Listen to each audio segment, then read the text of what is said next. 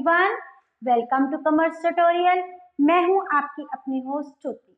आज हम कंटिन्यू करने जा रहे हैं +1 माइक्रो इकोनॉमिक्स का चैप्टर कंसेप्ट ऑफ कॉस्ट। हमने अपने लास्ट सेशन में ये देखा था कॉस्ट क्या होती है, टोटल कॉस्ट कैसे करते हैं, उसका फर्स्ट कंसेप्ट जो हमने क्या किया डिस्कस किया था। आज हम स्टार्ट करने जा रहे हैं एवरेज कॉस्ट। एवरेज हमें पता है एवरेज क्या होती है पर यूनिट।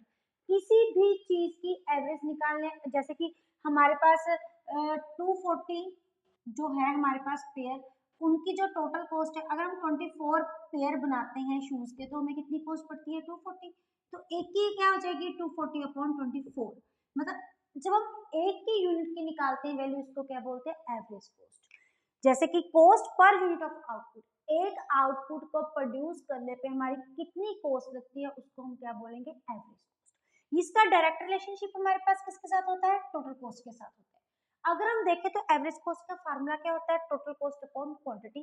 जितनी बनाने में टोटल कॉस्ट लगी है सभी पेयर्स को, जितने भी हम आउटपुट प्रोड्यूस कर रहे हैं 1000 प्रोड्यूस कर रहे हैं 100 कर रहे हैं 900 प्रोड्यूस कर रहे हैं अपॉन आउटपुट, जितनी हम टोटल आउटपुट प्रोड्यूस कर रहे हैं उसको जब हम डिवाइड कर देंगे तो हमारे पास क्या आ जाएगी एवरेज कॉस्ट। जैसे कि हमने यहाँ पे एक एग्जांपल ली है 24 पेयर्स बनाए हैं तो हमें टोटल कॉस्ट कितनी पड़ रही है 240 की।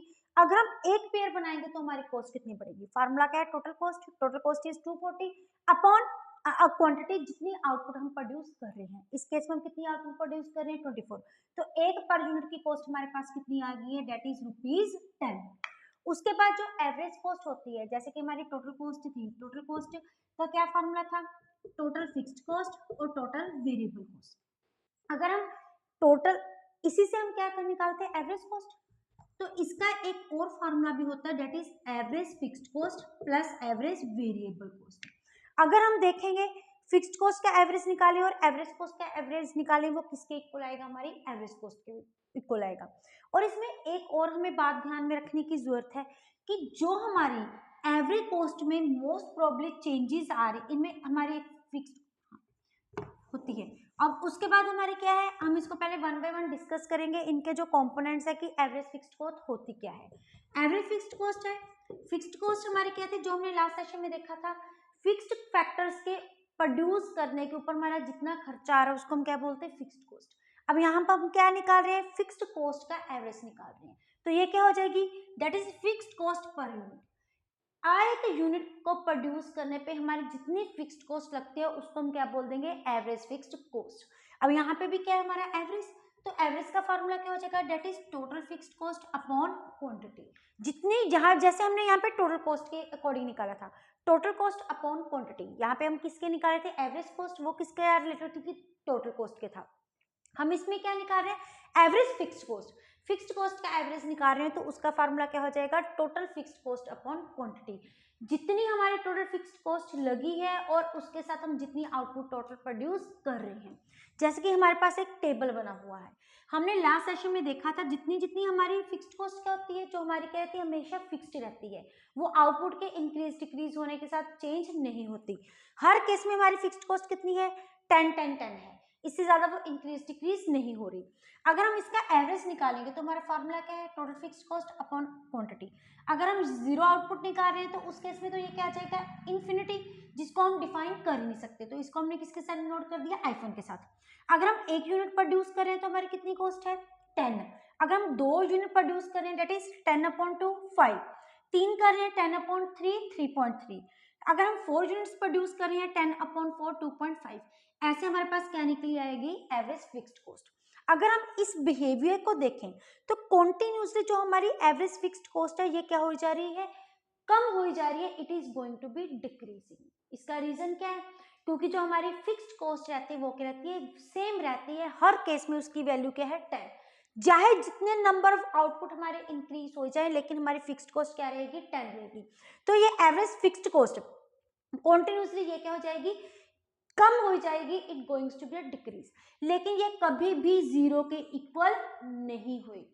जीरो के इक्वल होने का मतलब है कि हमारी फिक्स्ड कॉस्ट किसके इक्वल हो जाए जीरो के इक्वल हो जाए, लेकिन हमारी फिक्स्ड कॉस्ट कभी भी जीरो नहीं होगी, वो हर केस में क्या रहेगी 10 रहेगी। It can be nearest to zero. ये जीरो के नियरेस्ट हो सकती है, जैसे कि 0.7, 0.02, 0.005, लेकिन ये कभी भी जीरो के इक्वल नहीं होगी। अगर हम इसके डायग्राम की बात करें तो इसका डायग्राम कैसा बनेगा, ये कुछ इस ढंग से बनेगा। एक्स एक्सिस पे हम क्या शो कर रहे हैं, आउटपुट, और वाई एक्सिस पे हम क्या शो कर रहे हैं, एवरेज फिक्स्ड कॉस्ट। अगर इसी को ड्रॉ करी जाए, ये कॉन्टिन्यूसली क्या हो रही है, डिक्रीज हो रही जा रही है। ये कॉन्टिन्यूसली जो इसका जो शेप है ये क्या बनेगी, ऐसी बनेगी, और इस शेप को हम क्या बोलते हैं, रेक्टेंगुलर हाइपरबोला, हाइपरबोला। और ये जो कर्व है ये ना ही तो वाई एक्सिस को टच करेगी, ना ही ये कभी भी एक्स एक्सिस को टच करेगी। वाई एक्सिस या एक्स एक्सिस को टच करने का मतलब क्या है कि हमारी फिक्स्ड कॉस्ट किसके इक्वल है, जीरो के इक्वल है। लेकिन हमारी फिक्स्ड कॉस्ट किसी केस में भी जीरो के इक्वल नहीं होगी। जैसे जैसे आगे बढ़ती जाएगी ये ऐसे कम होती जाएगी, ये it can be nearest to X axis, लेकिन कभी भी एक्स एक्सिस को टच नहीं करेगी, क्योंकि फिक्स्ड कॉस्ट मेरा कितनी रह रही है, हमारी 10 रह रही है। एक क्वेश्चन एमसीक्यूज में या वन मार्क्स में ये भी आता है कि एवरेज फिक्स्ड कॉस्ट कभी भी एक्स एक्सिस और वाई एक्सिस को क्यों टच नहीं करती, और इसकी जो शेप है इसको रेक्टेंगुलर हाइपरबोला क्यों बोलते हैं। अगर हम किसी जो भी इसके अंडर ये सारा एरिया कवर हो रहा है वो क्या है, सारे का सारा 10, किसी भी पॉइंट पे कैलकुलेट कर लो। जैसे कि यहाँ पे हमारे पास क्या है, OF यहाँ पे पॉइंट आ रहा है, और यहाँ पे हमारे पास कौन सा पॉइंट आ रहा है, OP आ रहा है। अगर हम दोनों को मल्टीप्लाई करेंगे तो ये किसके इक्वल आएगा, 10 के इक्वल। अगर हम यहाँ पे G पॉइंट ले लेते हैं तो G पॉइंट और यहाँ पे हम क्या लेते हैं, P1। अगर हम इन दोनों को मल्टीप्लाई करके फिक्स्ड कॉस्ट कैलकुलेट करेंगे तो हर पॉइंट में हमारी फिक्स्ड कॉस्ट किसके इक्वल आएगी, 10 के इक्वल आएगी। जितना भी हमारा एरिया कवर हो रहा है under the average fixed cost, it will be remains the same, that is equal to our 10। ये हमारा एवरेज फिक्स्ड कॉस्ट का डायग्राम है और इसका बिहेवियर है। अगर इसको हम एक्सप्लेन करेंगे तो क्या करेंगे, एक्स एक्सिस पे किसको क्या शो कर रहे हैं हम, आउटपुट, और वाई एक्सिस में हम किसको शो कर रहे हैं, एवरेज फिक्स्ड कॉस्ट। और जो हमारी AFC है ये क्या है, एवरेज फिक्स्ड कॉस्ट है, और जिसकी शेप को हम क्या बोलते हैं, रेक्टेंगुलर हाइपरबोला। रेक्टेंगुलर हाइपरबोला का मीनिंग क्या होता है कि किसी भी पॉइंट में अगर हम इसका एरिया कवर देखें वो क्या रहेगा, that will remains the same. अगर हम मल्टीप्लाई करेंगे average cost into average fixed cost into output, it will be equal to average fixed cost, that will be 10 in all the cases. Then it can never touch Y axis और neither touch X axis. इसका reason क्या है, Y axis और X axis touch करने का मतलब क्या है कि किसी पॉइंट में हमारी फिक्स्ड कॉस्ट किसके इक्वल हो रही है, जीरो की इक्वल हो रही है, लेकिन ये चीज की पॉसिबिलिटी नहीं है। हर केस में हमारी फिक्स्ड कॉस्ट क्या रहती है, जीरो की इक्वल रहती है। It can be nearer to X axis, ये एक्स एक्सिस के बिल्कुल नजदीक जरूर जा सकता है लेकिन कभी भी उसको टच नहीं कर सकता। अगर आप इसका स्क्रीनशॉट लेना चाहते हो तो आप ले सकते हैं। सेकंड जो हमारा कंसेप्ट है वो हमारा कौन सा है, average variable cost. Variable cost कौन सी होती है, हमने लास्ट सेशन में देखा था, वो कॉस्ट जो कि हमारे वेरिएबल फैक्टर्स के ऊपर हम जो कॉस्ट बियर करते हैं, that is knowns to be the variable cost. अगर हम एवरेज वेरिएबल कॉस्ट करेंगे तो ये क्या होगी, वेरिएबल कॉस्ट पर यूनिट। एक यूनिट को प्रोड्यूस करने के जितनी हमारी वेरिएबल कॉस्ट आती है उसको हम क्या बोलेंगे, एवरेज वेरिएबल कॉस्ट। जैसे कि हमारे सामने एक छोटा सा टेबल दिया हुआ है, ये हमारे पास क्या है, वेरिएबल कॉस्ट। अगर हम जीरो आउटपुट प्रोड्यूस कर रहे हैं तो उस केस में हमारी वेरिएबल कॉस्ट है जीरो है, तो इट मींस इस केस में हमारी एवरेज वेरिएबल कॉस्ट कुछ भी नहीं होगी। अगर हम वन आउटपुट प्रोड्यूस कर रहे हैं तो हमारी वेरिएबल कॉस्ट कितनी है, 10, तो इस केस में हमारी एवरेज वेरिएबल कॉस्ट कितनी हो जाएगी, 10। इसका फार्मूला क्या होगा, that is total variable cost upon quantity. Variable cost को किसके साथ डिवाइड कर देंगे, हम क्वांटिटी के साथ डिवाइड कर देंगे। सेकंड केस में ये हमारी क्या 18 और ये हमारी क्या है 2, तो हमारी एवरेज वेरिएबल कॉस्ट कितनी आ जाएगी, that is 18 upon 2 equal to 9। अगर हम थर्ड यूनिट प्रोड्यूस कर रहे हैं तो हमारी वेरिएबल कॉस्ट कितनी है, 24, तो इस केस में आ जाएगी 24 upon 3 upon is equal to 8। तो हमारे पास ऐसे हमें क्या ड्राइव हो जाएगी, एवरेज वेरिएबल कॉस्ट। लेकिन अगर हम एवरेज वेरिएबल कॉस्ट के बिहेवियर को अगर हम टेबल से डिनाई करें तो हम कंटिन्यूसली क्या कर रहे हैं, अप टू तक कुछ पॉइंट जो हमारी एवरेज वेरिएबल कॉस्ट है ये क्या हो रही है, डिक्रीज हो रही है। पहले ये क्या थी, 10, 9, 8, 7 अप टू 6.3 तक ये क्या हो रही है, तो कॉन्टिन्यूसली डिक्रीज हो रही है। 6.3 पे ये अपने किस पॉइंट पे पहुंच चुकी है, मिनिमम पॉइंट पे पहुंच चुकी है। मिनिमम पॉइंट के पास पहुंचने के बाद it goings to be increase. उसके बाद इसमें क्या होना शुरू हो चुका है, इंक्रीज होना शुरू हो गया 6.6 एंड 7.7। इसका रीजन क्या है, जैसे कि हमने लास्ट सेशन में डिस्कस किया था, वेरिएबल कॉस्ट में इट अप्लाइज, जैसे देखा था हमारी जो वेरिएबल कॉस्ट है वो कैसी थी, ऐसे इनवर्स एस शेप की थी। इस पॉइंट तक जहां तक हमारी लॉ ऑफ वेरिएबल प्रोपोर्शन की फर्स्ट स्टेज खत्म होती है तो ये किस रेट से इंक्रीज हो रही थी, डिक्रीजिंग रेट से। उसके बाद ये किस रेट से इंक्रीज हो रही थी, इंक्रीजिंग रेट से। और यहाँ पे भी देखिए पहले ये क्या कर रही है, डिक्रीज हो रही है। क्यों डिक्रीज कर रही है, due to law of variable proportion. हमारे लॉ ऑफ वेरिएबल प्रोपोर्शन की किस स्टेज के कारण, फर्स्ट स्टेज के कारण, जिसमें हमारी एमपी कॉन्टिन्यूसली क्या हो रही है, इंक्रीज हो रही है। इसका मतलब हमारी कॉस्ट क्या हो रही है, डिक्रीज हो रही है due to that one reason, जो हमारी एवरेज वेरिएबल कॉस्ट है अप टू 6.3 तक ये क्या हो रही है, डिक्रीज हो रही है। उसके बाद ये अपने मिनिमम पॉइंट पे पहुंच रही है। जिस पॉइंट पे ये मिनिमम पॉइंट पे पहुंच रही है उस केस में हमारी फर्स्ट स्टेज जो क्या हो चुकी है, एलवीपी की कंप्लीट हो चुकी है, लॉ ऑफ वेरिएबल प्रोपोर्शन की। Then it moves to be second stage of एलवीपी।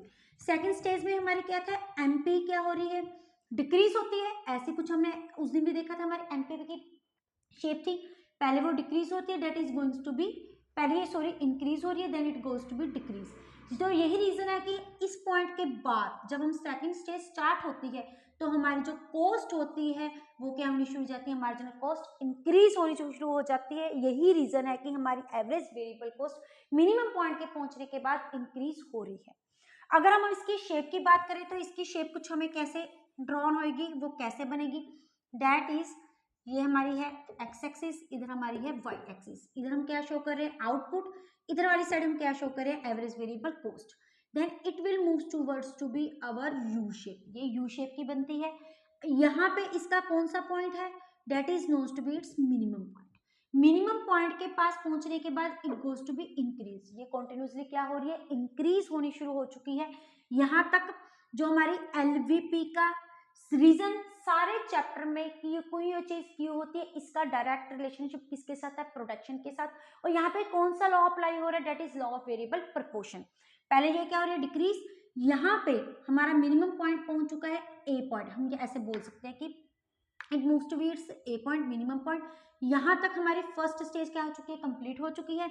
यही रीजन है कि हमारी एमपी इंक्रीज हो रही है तो मार्जिनल कॉस्ट क्या हो रही है, डिक्रीज हो रही है। क्योंकि इन दोनों में जो सा रिलेशनशिप है, it goes to be the indirect relationship due to increasing return to factor. Increasing return to factor वहां पे अप्लाई होता है, तो इसलिए हमारे मार्जिनल कॉस्ट क्या होता है, डिक्रीज हो रहा है। उसके बाद ये कॉन्टिन्यूसली मिनिमम पॉइंट के पास पहुंचने के बाद यहाँ पे फर्स्ट स्टेज खत्म और हमारी कौन सी स्टेज स्टार्ट हो रही है, सेकंड स्टेज स्टार्ट हो रही है। सेकंड स्टेज में क्या होता है, एमपी क्या हो रहा है, डिक्रीज हो रहा है, तो इसकी वजह से मार्जिन कॉस्ट क्या हो रही है, इंक्रीज हो रही है। ड्यू टू दैट जहाँ पे हमारी एलवीपी का कौन सा रिटर्न अप्लाई हो रहा है, that is decreasing return to factor. अगर हम इसकी एक्सप्लेनेशन देखें तो हम पहले क्या बोलेंगे, एक्स एक्सिस पे हम क्या शो कर रहे हैं और वाई एक्सिस पे हम क्या शो कर रहे हैं। सेकंड पॉइंट, एबीसी हमारी क्या है, एवरेज वेरिएबल कॉस्ट है, और जो इसकी शेप हमारी क्या है, यू शेप्ड है। इसके यू शेप का रीजन क्या है, that is law of variable proportion. Up to a point तक एलवीपी की क्या है, फर्स्ट स्टेज लाई हो रही है, जो हमने यहाँ पे सर एक्सप्लेन किया था। एलवीपी की फर्स्ट स्टेज लाई हो रही है, जिसकी वजह से हमारी एमपी क्या हो रही है, इंक्रीज हो रही है, और मार्जिनल कॉस्ट क्या हो रही है, डिक्रीज हो रही है।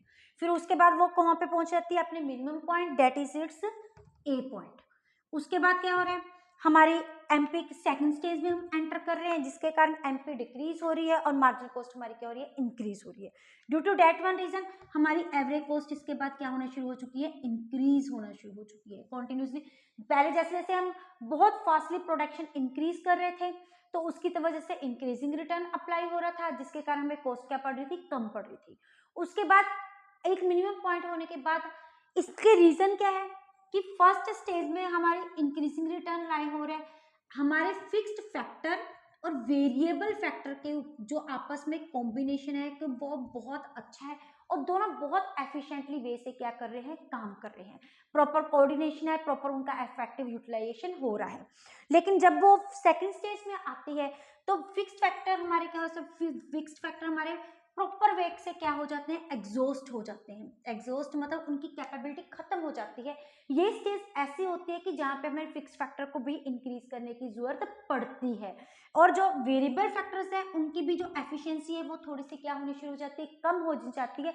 तो जो इनमें जो प्रॉपर कोऑर्डिनेशन का बैलेंस है वो प्रॉपरली फ्लेक्सिबिलिटी नहीं पड़ पाती। यही रीजन है कि पहले डिक्रीजिंग इंक्रीजिंग रिटर्न लाइबल हो रहा है तो हमारी मार्जिनल कॉस्ट डिक्रीज हो रही है प्रॉपर कोऑर्डिनेशन के बाद। उसके बाद दोनों में प्रॉपर कोऑर्डिनेशन नहीं होती जिसके कारण वो क्या होनी शुरू हो जाती है, इंक्रीज होनी शुरू हो जाती है। इसके बाद हमारे पास क्या है, नेक्स्ट हमारा दोनों को प्लस करके हम क्या निकाल रहे हैं, एवरेज कॉस्ट। अगर आप इसका पहले स्क्रीनशॉट लेना चाहते हैं तो आप ले सकते हैं। अब हमारा क्या है, हमारा एवरेज कॉस्ट। एवरेज कॉस्ट को हम दोनों वे से निकाल सकते हैं।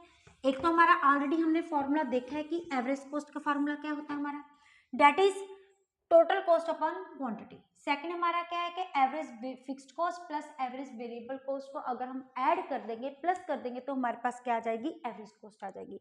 जैसे कि हमारे पास टेबल है, टोटल कॉस्ट हमारी क्या है 20 है, यूनिट्स कितने प्रोड्यूस कर रहे हैं 1, 20 अपॉन 1 हमारे पास कितना आ गया 20। अगर हम दूसरे मेथड से देखें तो हमारी एवरेज फिक्स्ड कॉस्ट भी 10 है और एवरेज वेरिएबल कॉस्ट भी 10 है। अगर दोनों को प्लस करेंगे तो हमारे पास क्या आ जाएगा 20। अगर हम टोटल कॉस्ट को देखें, सेकंड यूनिट प्रोड्यूस करने में कितनी है 28 अपॉन 2 हमारे पास कितनी आ गई 14। अगर दूसरे मेथड से देखें, फिक्स्ड कॉस्ट कितनी है 5, वेरिएबल कॉस्ट कितनी है 9। अगर दोनों को प्लस करेंगे तो हमारे पास क्या आ जाएगा 14 आ जाएगा। अगर हम एवरेज वेरिएबल फिक्स्ड कॉस्ट को भी देखें, अगर इसके बिहेवियर को भी देखें तो सेम वे से क्या है, जैसे जैसे पहले हमारी आउटपुट इंक्रीज हो रही है वैसे वैसे up to the same point हमारी जो एवरेज कॉस्ट हो रही है वो क्या हो रही है, डिक्रीज होके किस पॉइंट पे पहुंच रही है, अपने मिनिमम पॉइंट में पहुंच रही है। मिनिमम पॉइंट पे पहुंचने के बाद then it goes to be increasing. Same जो हमारा एवरेज वेरिएबल कॉस्ट का जो बिहेवियर है वही किसका बिहेवियर है, हमारे एवरेज कॉस्ट का बिहेवियर है। इसका रीजन क्या है, क्योंकि एवरेज कॉस्ट का हमारा फॉर्मूला क्या होता है, average fixed cost plus average variable cost. जो फिक्स्ड कॉस्ट है वो कॉन्टिन्यूसली क्या हो रही है, डिक्रीज हो रही है। इट का मीन्स एवरेज, जैसे जैसे हमारी प्रोडक्शन इंक्रीज होती जाएगी वैसे वैसे एवरेज वेरिएबल का कंपोनेंट जो वो है वो कम होता जा रहा है कॉन्टिन्यूसली। अगर आप ध्यान से देखिए बिहेवियर में ये कॉन्टिन्यूसली कम होता जा रहा है, near about 1 point something figures में ये क्या पहुंच चुका है। दूसरी तरफ जैसे जैसे प्रोडक्शन इंक्रीज हो रही है वैसे वैसे हमारे एवरेज वेरिएबल कॉस्ट का जो है प्रोपोर्शन वो इंक्रीज हो रहा है। इट मीन्स जो एवरेज कॉस्ट में मेन चेंजेस आ रही हैं वो किसकी वजह से आ रही हैं, एवरेज वेरिएबल कॉस्ट की वजह से आ रही हैं, क्योंकि इसका कंपोनेंट कम हो रहा है और इसका कंपोनेंट कॉन्टिन्यूसली क्या हो रहा है, इंक्रीज हो रहा है। यही रीजन है कि जो एवरेज वेरिएबल कॉस्ट और एवरेज कॉस्ट का जो बिहेवियर है वो क्या है, सेम है। अगर हम इसको एवरेज कॉस्ट का डायग्राम भी ड्रॉ करके देखें तो वो हमें कैसे मिलेगा, ऐसे एक यू शेप में ये में प्रॉपर ऐसे मिलेगा। क्यों, सेम वे से up to this one point हमारा क्या है, जब तक ये मिनिमम पॉइंट में पहुंच रही है वहां तक हमारा कौन सा लॉ अप्लाई हो रहा है, law of variable proportion. Due to increasing return उस केस में एनपी इंक्रीज हो रहा है तो मार्जिनल कॉस्ट क्या हो रही है, डिक्रीज हो रही है, क्योंकि फिक्स्ड फैक्टर और वेरिएबल फैक्टर का जो कॉम्बिनेशन है वो बहुत अच्छा है, वो प्रॉपर कोऑर्डिनेशन है, प्रॉपर एफिशिएंसी से काम कर रहे हैं। जैसे सेकंड अपन मिनिमम पॉइंट पे पहुंच के first stage is complete, then it moves to its second stage. जैसे सेकंड स्टेज में पहुंचते हैं तो वही same reason decreasing return apply हो रहा है, क्योंकि एनपी हमारी डिक्रीज हो रही है और हमारी मार्जिनल कॉस्ट क्या हो रही है, इंक्रीज हो रही है। और फिक्स्ड कॉस्ट और वेरिएबल कॉस्ट में जो प्रॉपर कोऑर्डिनेशन है प्रॉपर वे से नहीं हो रहा, क्योंकि फिक्स्ड कॉस्ट जो फैक्टर्स है प्रॉपरली एग्जॉस्ट हो चुके हैं और लेकिन जो वेरिएबल फैक्टर है उनकी एफिशिएंसी क्या हो रही है, लो हो चुकी है। लेकिन अब अगर तीनों कंपोनेंट्स को एक ही डायग्राम में ड्रॉ करें तो हमें फिगर्स कैसे मिलेंगे, ये देखिए सबसे पहले हम किसको रिप्रेजेंटेशन कर रहे हैं, एवरेज कॉस्ट का। एक्स एक्सिस में क्या शो कर रहे हैं, आउटपुट। वाई एक्सिस पे हमारी क्या है, average fixed cost, average variable cost and average cost. अगर हम देखें तो हमारी एवरेज फिक्स्ड कॉस्ट कैसे बनती थी, कुछ ऐसे, that is our rectangular hyperbola. इसकी जो शेप थी वो क्या थी, रेक्टेंगुलर हाइपरबोला। और जो हमारी एवरेज वेरिएबल कॉस्ट थी उसकी क्या थी, हमारी यू शेप थी, कुछ ऐसी वैसे। एक मिनट, अगर हम इसको ड्रॉ ऑन करें ऐसे थी। और ये फिगर थोड़ी सी गलत हो गई है, एक minute. This is our average cost. और अगर हम वेरिएबल कॉस्ट की बात करें तो ये कुछ पहले वेरिएबल कॉस्ट ड्रॉ करते हैं उसके बाद एवरेज फिक्स्ड कॉस्ट ड्रॉ करते हैं। ये है हमारी एवरेज वेरिएबल कॉस्ट, और कुछ इस ढंग से हमारी है एवरेज फिक्स्ड कॉस्ट, और उसके बाद ये हमारी है एवरेज कॉस्ट। ये हमारी 3 टाइप ऑफ कॉस्ट हैं, जिसमें जो AFC है वो हमारी क्या है एवरेज फिक्स्ड कॉस्ट, जो कि रेक्टेंगुलर हाइपरबोला है, और हमारी एवरेज वेरिएबल कॉस्ट है ये भी यू शेप है, और जो हमारी एवरेज कॉस्ट है ये भी हमारी क्या है यू शेप है। अगर हम इन फिगर्स को ध्यान से देखें तो हमें क्या पता लगता है, जो हमारा वेरिएबल कॉस्ट है वो हमारे पहले मिनिमम पॉइंट पे पहुंच रहा है, लेकिन उस पॉइंट पे पहुंचने के बाद हमारी एवरेज को स्टिल क्या हो रही है डिक्रीज हो रही है। ये देखिए, ये अपने मिनिमम पॉइंट पे पहुंचने के बाद क्या हो चुकी है इंक्रीज होनी शुरू हो चुकी है, लेकिन इस पॉइंट पे हमारी एवरेज कॉस्ट फिर भी क्या हो रही है कम हो रही है। इसके कम होने का रीजन क्या है, क्या रीजन है, क्योंकि इस पॉइंट पे हमारे जो एवरेज वेरिएबल फैक्टर का कंपोनेंट ज्यादा है, लेकिन हमारे एवरेज वेरिएबल कॉस्ट का जो कंपोनेंट है वो क्या है कम है। स्टार्ट में हमारी फिक्स्ड कॉस्ट क्या है ज्यादा है, लेकिन वेरिएबल कॉस्ट हमारी क्या है उसका कंपोनेंट कम है। उसका इफेक्ट अभी भी हम ये बोल सकते हैं कि उसका एवरेज फिक्स्ड कॉस्ट का अभी भी इफेक्ट एवरेज कॉस्ट पे पड़ रहा है। एवरेज कॉस्ट जो है वो दोनों चीजों का कॉम्बिनेशन है, एवरेज फिक्स्ड कॉस्ट और एवरेज वेरिएबल कॉस्ट, जिसकी वजह से एवरेज वेरिएबल कॉस्ट चाहे अपने मिनिमम पॉइंट में पहले पहुंच चुकी है, लेकिन एवरेज कॉस्ट फिर भी डिक्लाइन कर रही है। दोबारा रिपीट कर रही हूँ कि जो हमारी एवरेज वेरिएबल कॉस्ट है वो एवरेज कॉस्ट से पहले अपने मिनिमम पॉइंट दैट इज एक पॉइंट पे पहुंच जा रही है, लेकिन जो हमारी एवरेज कॉस्ट का मिनिमम पॉइंट है वो कौन सा पॉइंट है, अपना बी पॉइंट है। इसका रीजन क्या है, इसका यही रीजन है कि एवरेज कॉस्ट दो चीजों का कॉम्बिनेशन है, एवरेज फिक्स्ड कॉस्ट और एवरेज वेरिएबल कॉस्ट। अभी भी एवरेज कॉस्ट में एवरेज फिक्स्ड कॉस्ट का इफेक्ट है, जिसके कारण हमारी एवरेज कॉस्ट कंटिन्यूसली क्या हो रही है डिक्रीज हो रही है। लेकिन उसके बाद जैसे जैसे एवरेज कॉस्ट आगे इंक्रीज हो रही है, जो average variable cost average cost का जो डिफरेंस है वो कंटिन्यूसली क्या हो रहा है कम हो जा रहा है। इसका रीजन क्या है, इस पॉइंट में आके ये कम क्यों हो रहा है, क्योंकि इस पॉइंट में जो हमारी एवरेज फिक्स्ड कॉस्ट का जो पोर्शन है वो किसके अकॉर्डिंग है, हमारे नेग्लिजिबल के अकॉर्डिंग है, बिल्कुल मिनिमम अकॉर्डिंग है, लेकिन जो हमारे एवरेज वेरिएबल कॉस्ट का कंपोनेंट बहुत ज्यादा है। यही रीजन है जैसे जैसे हमारी एवरेज कॉस्ट और एवरेज वेरिएबल कॉस्ट आगे बढ़ रही है उनमें जो गैप है वो कम हो जा रहा है, और एवरेज कॉस्ट और एवरेज फिक्स्ड कॉस्ट में जो गैप है वो कंटिन्यूसली इंक्रीज हो जा रहा है, क्योंकि एवरेज फिक्स्ड कॉस्ट का जो कंपोनेंट है वो कम हो जा रहा है और average variable cost average cost में कंपोनेंट बढ़ रहा है। अगर हम इसकी एक्सप्लेनेशन देखें तो हम क्या लिखेंगे, एक्स एक्सिस में हम क्या शो कर रहे हैं आउटपुट, और वाई एक्सिस में हम क्या शो कर रहे हैं अपनी average fixed cost, variable cost and average cost. उसके बाद सेकंड पॉइंट में हम क्या लिखें, जो हमारी एवरेज फिक्स्ड कॉस्ट है उसकी शेप क्या है रेक्टेंगुलर हाइपरबोला है, लेकिन एवरेज वेरिएबल कॉस्ट और एवरेज कॉस्ट का जो शेप है वो क्या है यू शेप है। एवरेज रेक्टेंगुलर हाइपरबोला का मतलब क्या है कि जितने भी इनके अंडर एरिया है हर पॉइंट में हमारी फिक्स्ड कॉस्ट क्या रह रही है सेम रह रही है, और यू शेप का रीजन क्या है लॉ ऑफ वेरिएबल प्रपोर्शन, जो हमने पहले एक्सप्लेन किया वो हम यहाँ पे क्या करते हैं एक्सप्लेन करने के। थर्ड पॉइंट में जो एवरेज वेरिएबल कॉस्ट में पॉइंट ए है वो उसका क्या है मिनिमम पॉइंट है, लेकिन एवरेज कॉस्ट का मिनिमम पॉइंट क्या है बी पॉइंट है। इसका रीजन क्या है, एवरेज कॉस्ट में दोनों चीजों का कॉम्बिनेशन है, एवरेज फिक्स्ड कॉस्ट और एवरेज वेरिएबल कॉस्ट का, और जो इनमें एवरेज फिक्स्ड कॉस्ट का अफेक्ट ज्यादा है, जिसके कारण जो एवरेज कॉस्ट है अभी भी चाहे एवरेज वेरिएबल कॉस्ट अपने मिनिमम पॉइंट पे पहुंच रही है, लेकिन एवरेज कॉस्ट उसके बावजूद भी क्या हो रही है कम हो जा रही है, कम हो जा रही है। अगर हम स्टार्टिंग में देखें यही रीजन है कि एवरेज कॉस्ट और एवरेज फिक्स्ड कॉस्ट का जो डिफरेंस है वो बहुत ज्यादा कम है, लेकिन जैसे जैसे एवरेज कॉस्ट बढ़ती जा रही है एवरेज वेरिएबल कॉस्ट और एवरेज कॉस्ट का जो डिफरेंस है वो कम हो जा रहा है। इसका रीजन क्या है, इस पॉइंट पे आके हमारे एवरेज फिक्स्ड कॉस्ट का जो इफेक्ट है वो कम हो जा रहा है, क्योंकि वो कंटिन्यूसली डिक्लाइन हो रहा है, और एवरेज कॉस्ट में जो मेन पॉइंट चेंजेस आ रही है वो किसके कारण आ रही है एवरेज वेरिएबल कॉस्ट के कारण आ रही है। ये इनके रिलेशनशिप में भी आ सकता है और इनकी एक्सप्लेनेशन में भी आ सकता है। अगर आप इसका स्क्रीनशॉट लेना है तो आप ले सकते हैं। नेक्स्ट हमारा टॉपिक क्या आता है, that is marginal cost. Marginal का मतलब क्या होता है एडिशनल, ये हम ऑलरेडी यूटिलिटी और दूसरे हमारे प्रोडक्शन वाले चैप्टर में कर चुके हैं, तो यहाँ पे भी इसका मतलब क्या होता है एडिशनल, दैट इज एक एक्स्ट्रा यूनिट को प्रोड्यूस करने के बाद ऊपर हमारा जितना भी खर्चा आ रहा है उसको हम क्या बोलते हैं मार्जिनल कॉस्ट बोलते हैं। एक्स्ट्रा यूनिट, जैसे ये देखिए जब हमने 1 यूनिट प्रोड्यूस की तो हमारी टोटल कॉस्ट कितनी है 10, एक एक्स्ट्रा जब हमने यूनिट प्रोड्यूस किया 28 कॉस्ट आई तो हमारी मार्जिनल कॉस्ट कितनी होगी 8। और इसका हमारा फार्मूला क्या होता है, that is change in total cost upon change in quantity, या फिर इसका फार्मूला एक और भी होता है TCN माइनस TCN माइनस 1। जब हम एनी यूनिट प्रोड्यूस कर रहे हैं, मतलब जब हम कितने यूनिट प्रोड्यूस कर रहे हैं 2 यूनिट प्रोड्यूस कर रहे हैं, तो उस टाइप पे हमारी कॉस्ट कितनी है 28 माइनस एक कम यूनिट प्रोड्यूस करने के बाद हमारी कॉस्ट कितनी आ रही है 20, तो इस केस में हमारी मार्जिन कॉस्ट क्या होगी 8 होगी।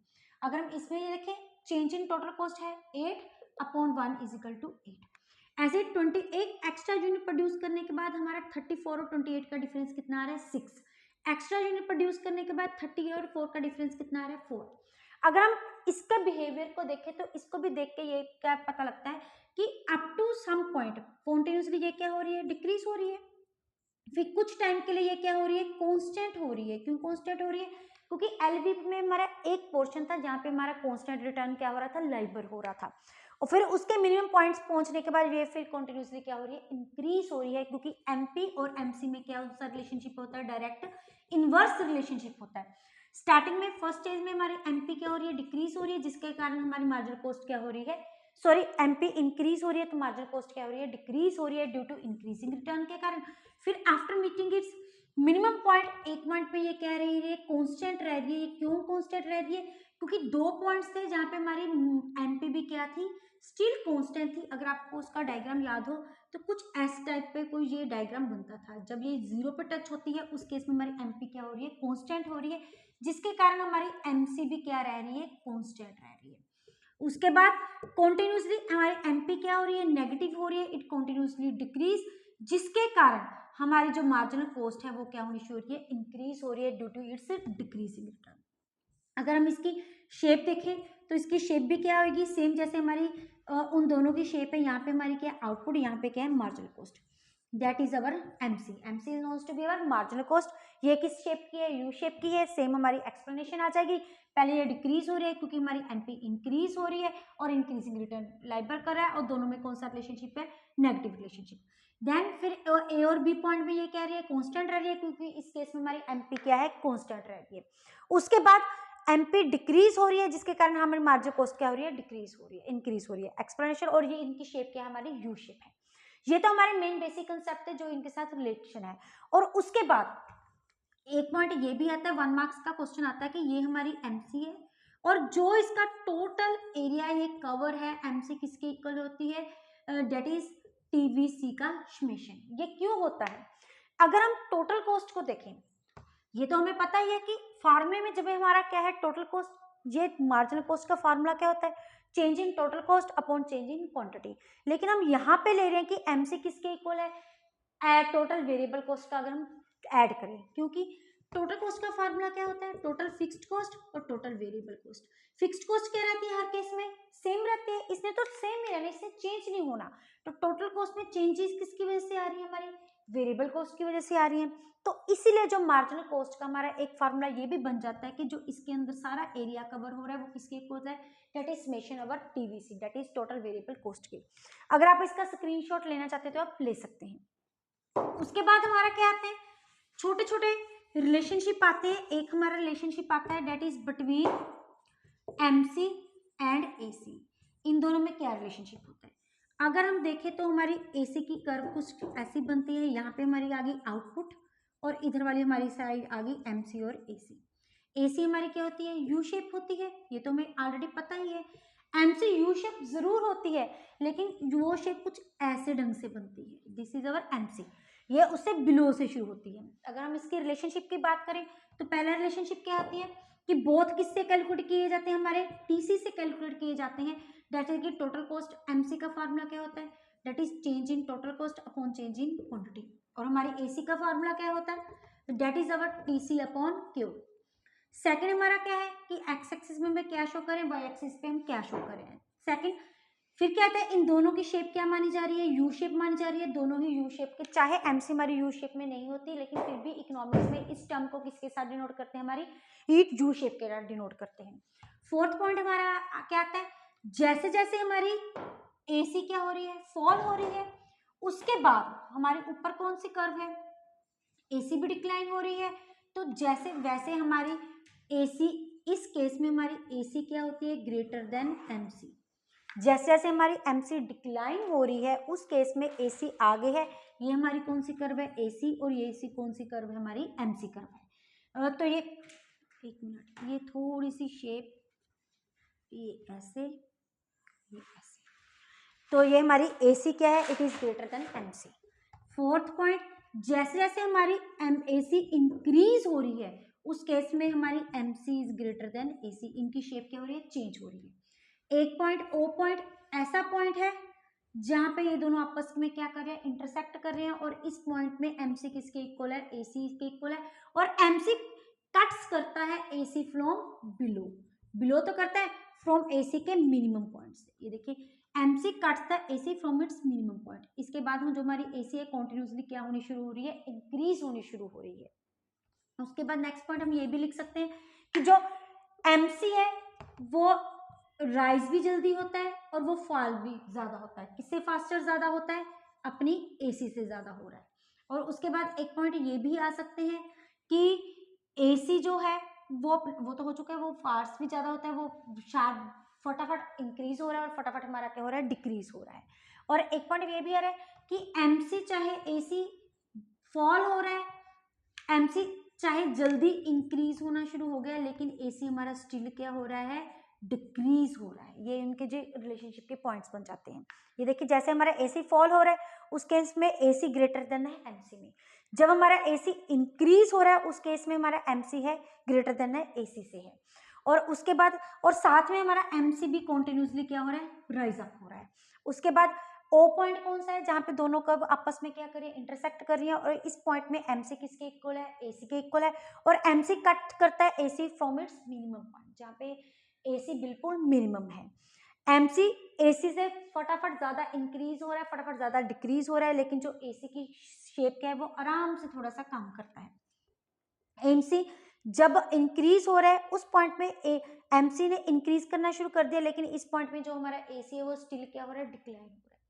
ऐसे ही हमारा रिलेशनशिप आ जाता है AC और ABC में भी। और यहाँ पे सब कुछ सेम रहेगा, लेकिन यहाँ पे AC की जो वहां पे हम कौन सा वर्ड यूज कर लेंगे, ABC, क्योंकि दोनों की शेप क्या होती है, सेम हो रही है, दोनों का रिलेशनशिप भी क्या होता है, सेम होता है। अगर आप इसका स्क्रीनशॉट लेना चाहते हो तो आप ले सकते हैं। एक हमारा आता है रिलेशनशिप, वो होता है that is relationship between total cost and MC। Total cost and MC अगर हम देखें तो हमारी टोटल कॉस्ट की शेप क्या होती है, थोड़ी सी ये इनवर्स स्टार्ट कहाँ से होती है, फिक्स्ड कॉस्ट से स्टार्ट होती है, क्योंकि हमने लास्ट सेशन में देखा था कि स्टार्टिंग में हम जो हमारी फिक्स्ड कॉस्ट होती है, टोटल फिक्स्ड कॉस्ट किसके इक्वल होती है, हमारी टोटल कॉस्ट के इक्वल होती है। उसके बाद ये शेप कुछ ऐसे जाती है, जहाँ पे इसका मिनिमम पॉइंट होता है उस पॉइंट में हमारी AC क्या होती है, पहले डिक्लाइन करती है कॉन्टिन्यूसली, उसके बाद क्या होनी शुरू हो जाती है, इंक्रीज होनी शुरू हो जाती है। इसकी शेप कुछ इस वे से बनाएंगे, जस्ट लाइक MC। ये हमारी क्या है, TC। OX इधर हम किसको रिप्रेजेंट कर रहे हैं, TC को, और इधर वाली साइड हमारी आउटपुट है, और इधर साइड हमारी क्या है, MC है। ये देखिए ये पॉइंट Q है, ये हमारा पॉइंट है Q। जो पॉइंट ऊपर Q है वहां तक हमारी क्या है, फर्स्ट स्टेज है किसकी की, LVP। और इस पॉइंट में अप टू ये पॉइंट तक हमारी MC क्या हो रही है, डिक्रीज हो रही है, जिसके कारण हमारी टोटल कॉस्ट इंक्रीज तो हो रही है, लेकिन कौन सी रेट पे इंक्रीज हो रही है, डिक्रीजिंग रेट पे इंक्रीज हो रही है, क्योंकि जो हमारी TC होती है ये किसकी स्लोप पे डिपेंड करती है, MC पे। अगर हमारी MC इंक्रीज होगी तो हमारी TC क्या होगी, इंक्रीज होगी इंक्रीजिंग रिटर्न पे। अगर हमारी MC डिक्रीज होगी तो हमारी टोटल कॉस्ट इंक्रीज होगी एट द डिक्रीजिंग रिटर्न। तो Q पॉइंट, जहां पे नीचे वाला Q स्टार पॉइंट है, उस पॉइंट में क्या है, हमारी MC क्या है, टोटल मिनिमम में। और इस पॉइंट के कारण, और इस पॉइंट से पहले हमारी MC क्या हो रही थी, डिक्रीज हो रही थी। इसी रीजन से वजह से हमारी टोटल कॉस्ट इंक्रीज हो रही थी, लेकिन किस रेट से, डिक्रीजिंग रेट से। उसके बाद Q पॉइंट के बाद हमारी MC ने क्या होना शुरू कर दिया, इंक्रीज होना शुरू कर दिया। उस पॉइंट के बाद TC इंक्रीज तो हो रही है, लेकिन उसके इंक्रीजिंग होने का रिटर्न कौन सा है, इंक्रीजिंग रेट है। इसका रीजन क्या है, जो TC है वो किसकी स्लोप पे डिपेंड करती है, it depends upon the slope of MC। और यहाँ तक हम LVP का भी रेफरेंस दे सकते हैं कि यहाँ पे हमारी फर्स्ट स्टेज खत्म होती है और यहाँ के बाद हमारी सेकंड स्टेज स्टार्ट हो सकती है। ये कुछ छोटे छोटे टॉपिक्स थे। अगर आप इसका स्क्रीनशॉट लेना चाहते हैं तो आप इसका ले सकते हैं। वीडियो अच्छी लगे इसको लाइक करें, ज्यादा से ज्यादा शेयर करें, चैनल को सब्सक्राइब करना ना भूलें। Thank you, have a nice day.